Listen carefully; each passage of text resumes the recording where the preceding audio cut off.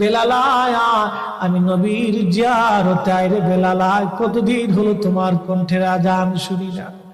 স্বপ্ন যখন নবীজি দেখাইছে, এ মুসলমান, হযরতে বেলাল সুদূর সিরিয়ার দামেস্ক থেকে পাগলের মতো দৌড়াইলেন, পাগলের মতো ছুটে আসলেন।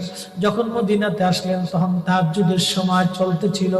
তাহাজ্জুদের সময় চলার সময় হযরত বেলাল রাদিয়াল্লাহু আনহু কাঠের জালি দিয়ে তখন রওজা শরীফ ঘিরে রাখা ছিল।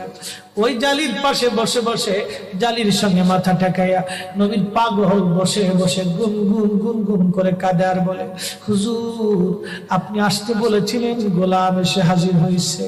নবী গো, আজান দিতে বলেছেন, আমি আজান দিলে আপনি আগে নামাজ আসতেন, এখন আজান দিলে কি নবী আপনি নামাজে আসবেন? হুজুর এখন আজান দিলে কি আপনি নবী নামাজে আসবেন?